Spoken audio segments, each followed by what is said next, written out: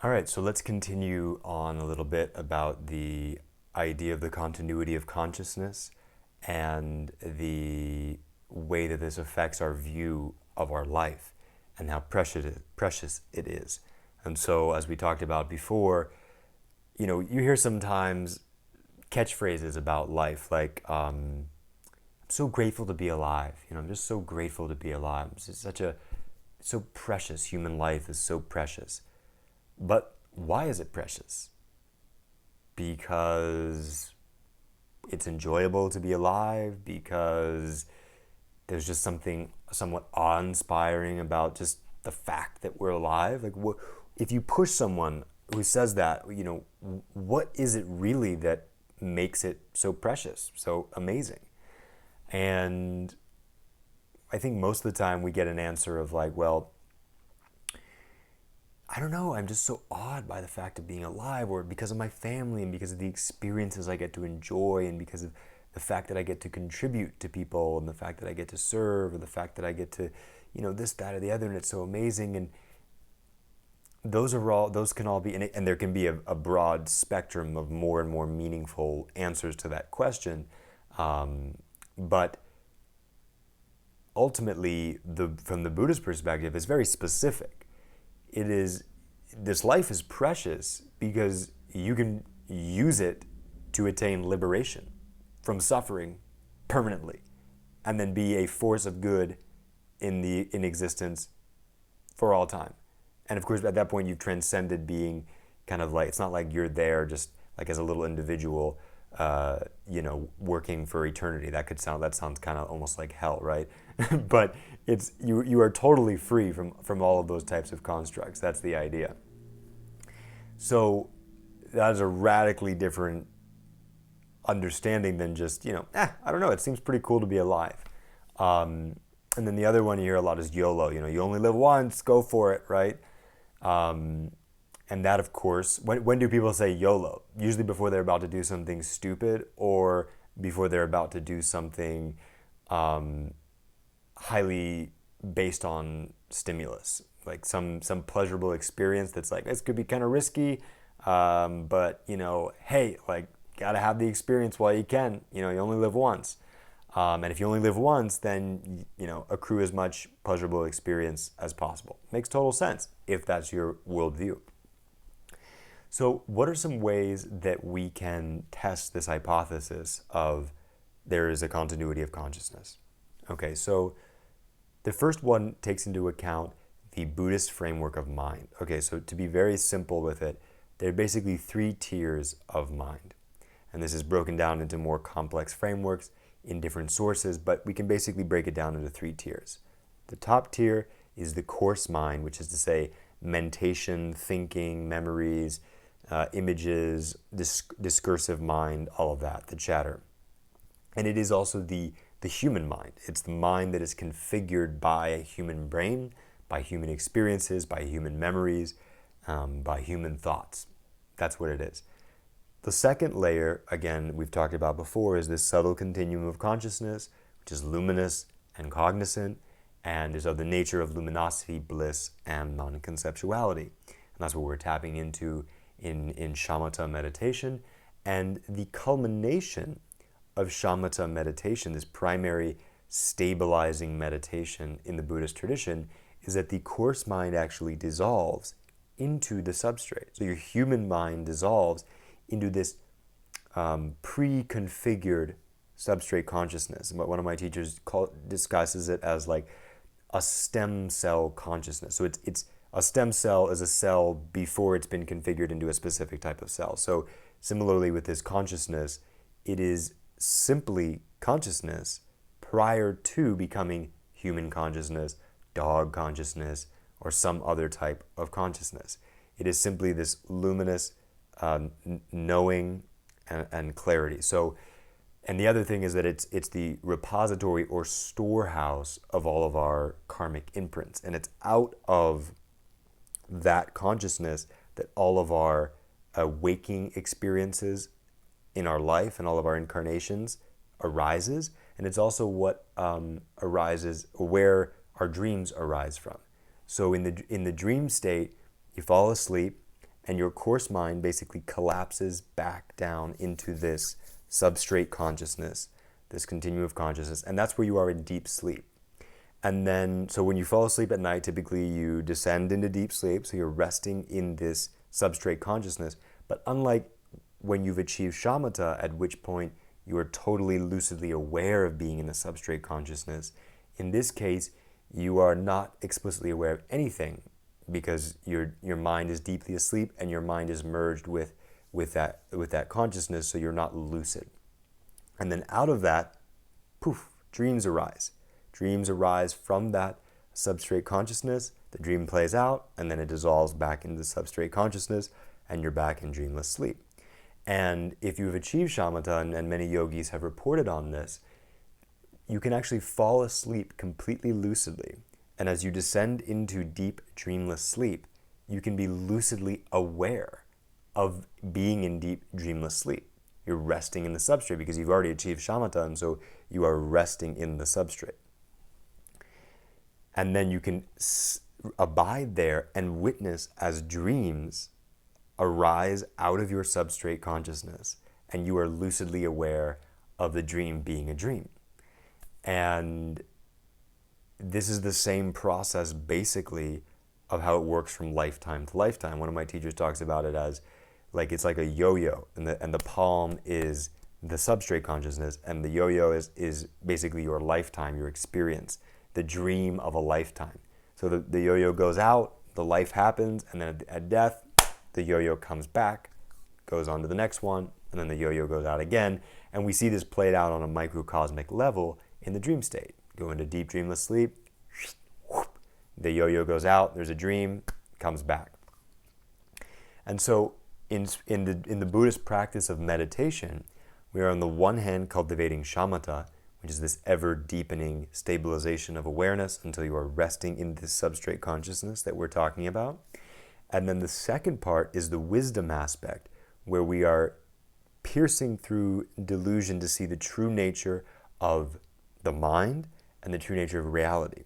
And so it's using this meditation then that we actually pierce through the substrate consciousness and come into an awareness of third layer of mind, so to speak. And it's sort of, this layer sort of defies conceptuality or frameworks because it's fundamentally transcendent and beyond concepts, and that is this primordial ground of being, primordial consciousness, and that is the enlightened mind, and that is basically where we are headed in terms of enlightenment, when we have fully come to rest in that awareness. So these are the three tiers of the mind: the coarse, the subtle continuum from lifetime to lifetime, which, because it goes from lifetime to lifetime, we can see it is conditioned by karma. It is conditioned by the framework of cyclic existence, whereas primordial consciousness fundamentally transcends that. And so that's why it's enlightenment, because it's beyond this framework of continual suffering, whereas the substrate continues that. So, two ways to know for certain that consciousness continues from lifetime to lifetime.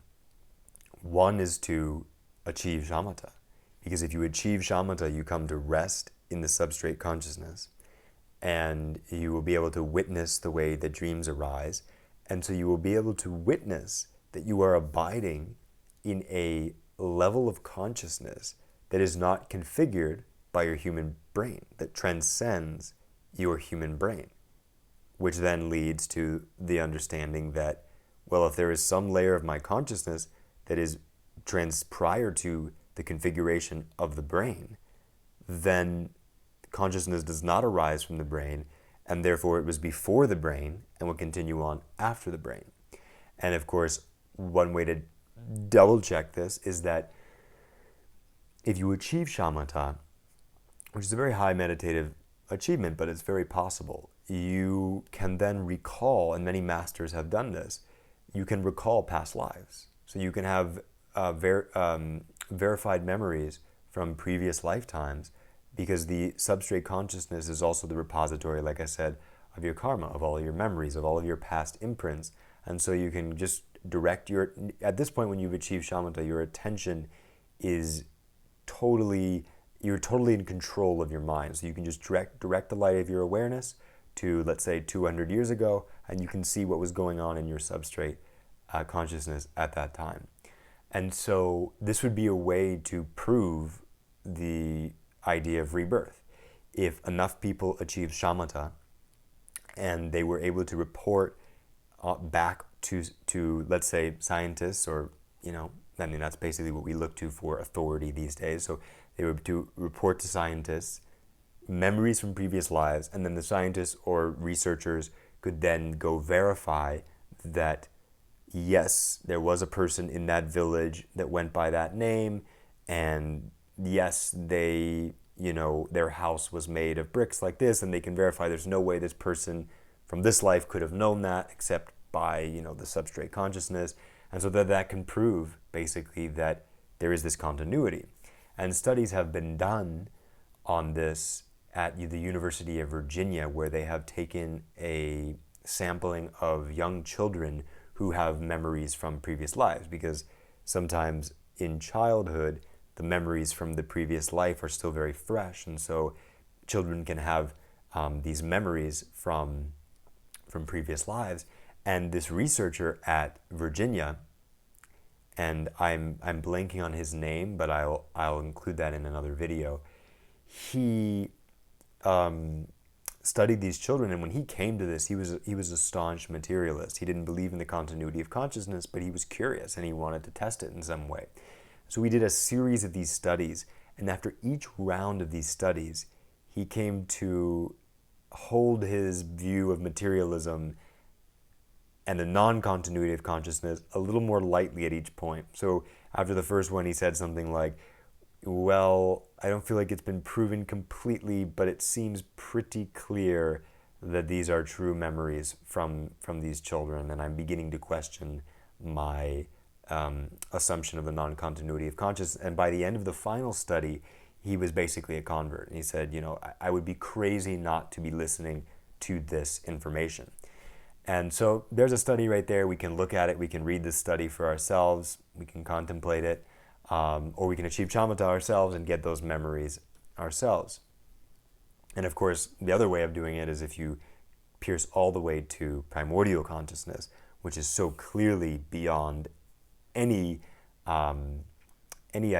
sense of a human mind or a conditioned mind, that you would basically have total certainty at that point that there is far more to the mind than the brain. There's far more to consciousness and to primordial awareness than the brain. And then one of the other aspects of this is that when you achieve shamatha, when you achieve samadhi, this total sort of unification of the mind, this stabilization of the mind, a lot of extrasensory, of course, the memory of past lives is extrasensory, and other extrasensory and paranormal abilities can arise. And so that can also be a way not only of sort of breaking down the idea of consciousness only being an emergent property of the brain, but it can also begin to break down ideas of the solidity of this reality that scientific materialism tells us is already chunky and out there and abides by these rules, and consciousness does not play a significant role in it.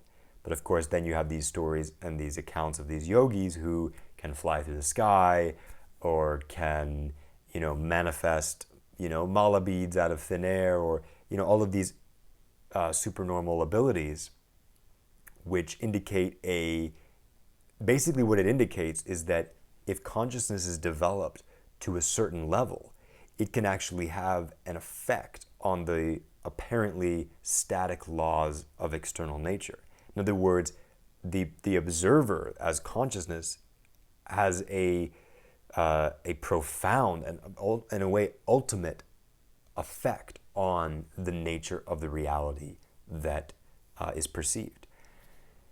So those are a couple ways to go about verifying this hypothesis. And really, it should be a hypothesis until we have come to either a deep philosophical understanding of why it would be true, or a direct experience, like we talked about, by achieving shamatha and remembering previous lifetimes, or realizing primordial awareness, or by reading one of these studies that seems to be very clear. And hopefully in the near future, and Alan Wallace and some other scientists are creating a contemplative research center where they'll be trying to basically bring people in to achieve shamatha and to have these memories of past lives and acquire these supernormal abilities, and then based on that interface with scientists, and through this basically prove that consciousness is actually primary, that matter is not primary, but consciousness is primary. The brain is not primary, but consciousness is primary, and basically that consciousness is the foundation of existence. It's the ground of being, out of which everything else is an emergence, an effulgence. So these are things we can consider, and that if we do consider and take to heart, they, like I've said before, can really supercharge our practice because the implications are so huge. And then this leads us into the second consideration, which is that, okay, if this is true, then wow, my life has taken on such a deeper meaning. The possibilities of my life are so much greater, and so much more. There's so much more weight to it, and the opportunity is huge, but the opportunity to miss is also huge. This is an amazing chance, but we could easily miss it. And this is where this next idea, which we've already touched on, which is the idea of impermanence and death, comes in. And these in the Buddhist tradition they've called them the four thoughts that turn the mind, or the four thoughts that transform the mind, or the four revolutions of mind. And the first one being this precious human birth, this precious opportunity to practice. And then right next to that comes impermanence and death, which is to say we could lose this opportunity at any moment. The coronavirus, for example, brings this into such sharp focus. The time to practice is now. There's no time to lose. One of the very high lamas, close with the Dalai Lama, who lives in India, Lama Zopa Rinpoche, he just posted the other day, practice Dharma while you can. And it really hit me hard when I read that, because it's so true. We don't know what tomorrow can bring. We don't know. We're not guaranteed any day. We're not guaranteed the next breath. And so we have to have this sense of urgency to practice now, to really cultivate our minds now. And not in a way that stresses us out and makes us, all frenetic and tight, but in a way that makes us realize that now is the time. And again, in terms of the way that this could make us want to rush and like, oh, I gotta read all these books, so I gotta do all this stuff. Yes, that's part of it, but mostly we've got to rush to come right back to where we are, to the present moment, to present moment awareness, to identifying our true nature, and to cultivating our mind with loving kindness, with compassion, and with deeper and deeper awareness and insight into the nature of reality. And we can do that all the time. We can always be living in that awareness. So it's a rushing right to where we are, rather than running out to something else. And as the famous Tibetan yogi said, hasten slowly and you will arrive soon. So it's this, be urgent, but mindfully, step by step, one step at a time, urgent, mindful, deeply aware, and appreciative of every step. And so let me just see if I have any other notes on impermanence that I want to get into before we move on. Yeah, so basically this understanding that, so this is really important, this understanding that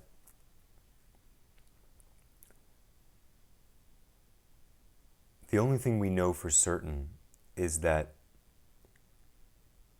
we will die, and that we don't know when we'll die. In other words, death is inevitable, and it could come at any moment. And so we can never just coast, and we can never just, say, okay, I'll practice tomorrow, because this could be it. And where do you want your mind to be when this is it?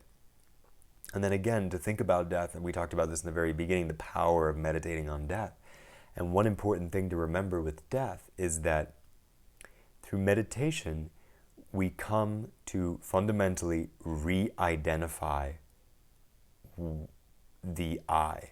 So the I shifts from being based on the mind, the coarse mind, and the body, and shifts first to at least substrate consciousness, and then ultimately to Buddha nature, to our pristine awareness, to our primordial consciousness.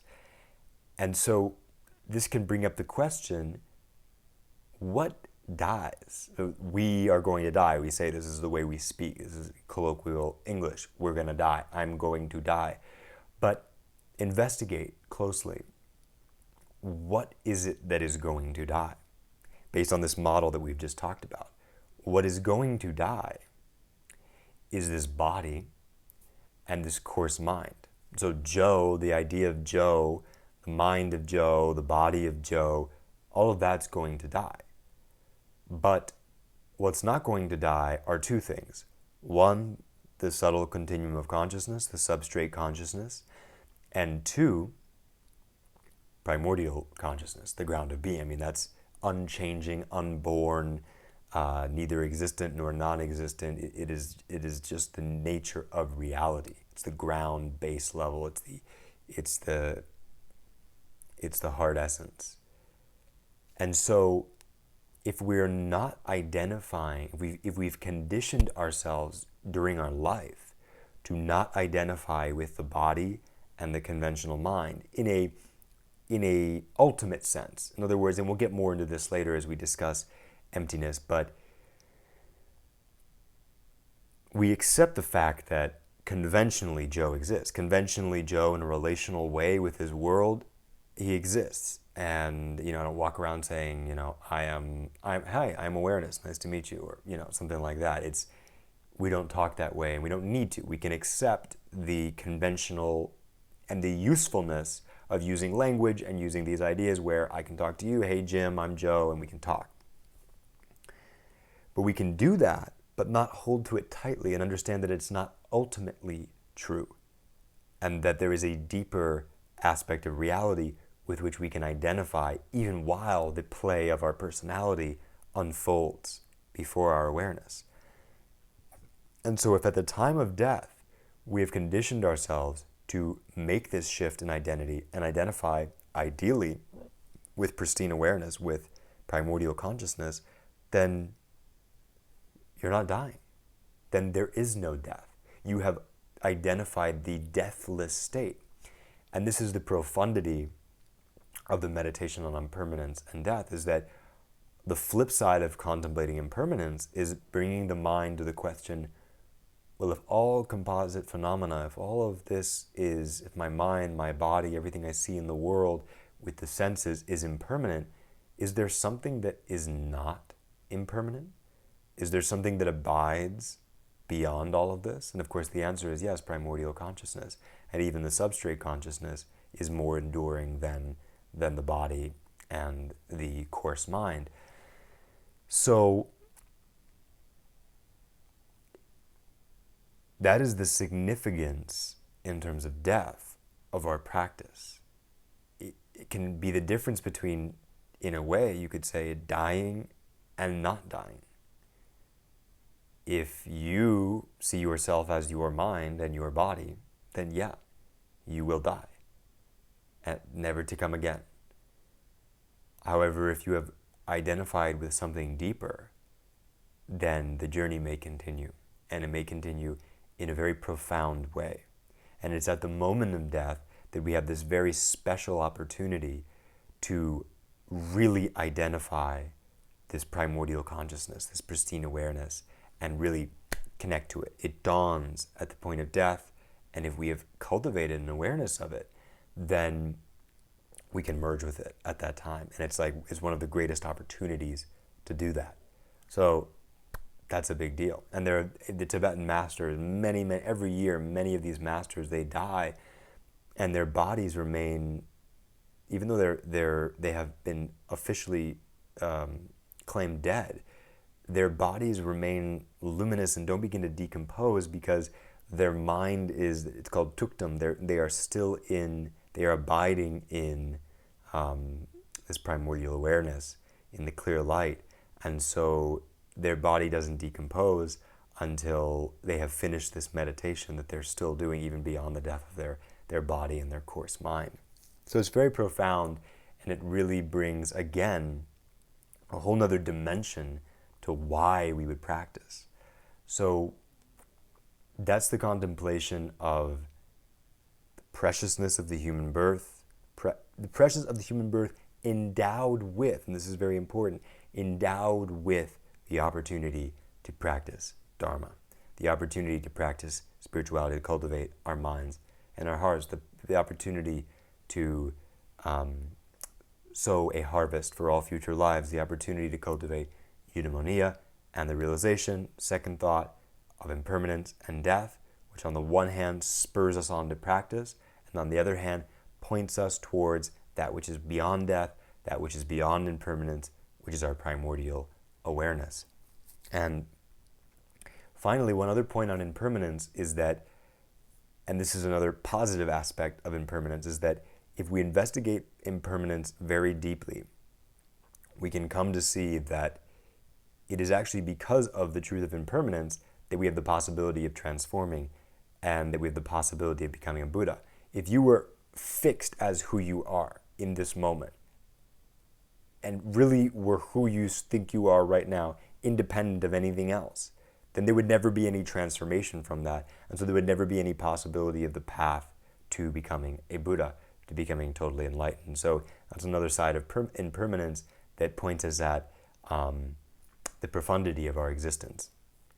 And so finally, and we've already touched on these two, so basically they'll just be kind of another reminder. And those are the third and fourth thought that turn the mind, which are the truth of cause and effect, or karma, which is very simply the idea that every seed, every karmic seed that is planted, every action, every thought, every act of speech that is done plants a seed, and that seed will ripen if something else does not interfere with it.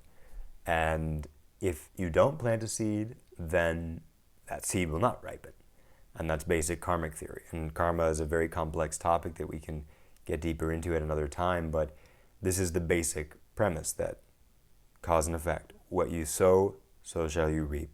And again, the implications of this are that not only in this lifetime do our actions have deep consequences, and not just in terms of, whether we'll get caught about what we did, or, oh, it didn't really hurt anyone, or whatever. It's still planting seeds in your mind that are going to ripen down the road into other things. And on the deepest level of karmic theory, the way we actually come to perceive our world is based on the seeds that we have planted before.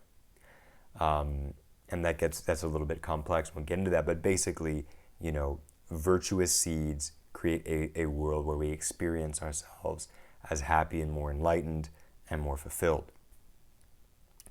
And again, of course, if we believe in the continuity of consciousness, then this is really important, because everything we're doing has great weight and great consequence in all future lifetimes. And then the last one is the truth of suffering, which we already got into quite extensively, in the nature of suffering and the fact that this external existence, this impermanent existence, this identification with the I, with the mind and the body and the things and all of that, and this hedonistic pursuit is of the nature of suffering. And that if we want to get out of that, we need to turn to something that will allow us to cultivate eudaimonia and deeper spiritual insight. And so if we take all of these to heart again, precious human life, the urgency to practice because of impermanence, the fact that all of our actions have consequences, and the fact that if we stay in this cycle of existence, it's just going to be a continuation of suffering, that can give us then the oomph, the inspiration, the liftoff. One of my teachers talks about it as the thrust to get us, like a rocket that needs to get out of the atmosphere before it can really then, soar in space. If you don't have that huge motivation to really take up the path and to really go for it, and they call this is what renunciation is. You're basically renouncing the way of life that does not incorporate Dharma and does not incorporate the path of enlightenment, and you are taking up the path that does lead to that. And in Tibetan, the translation is actually, it's really beautiful. Renunciation becomes the spirit of emergence. So like the spirit, the motivation to emerge from this cycle of suffering. And so it's not just a giving up of something, but it's a giving up of one way of life and a vigorous and inspired taking up of another way of life, another way of being, and a whole new path towards deeper and deeper well-being, insight, and expansive, loving awareness. So that contemplation of these thoughts, of these ideas, of these deep concepts, the continuity of consciousness, the nature of reality, the nature of life, the contemplation of death, the karmic seeds, and all of that can then stoke in us this renunciation and this desire to take up the path. And that path that we then take up is what we'll get to next.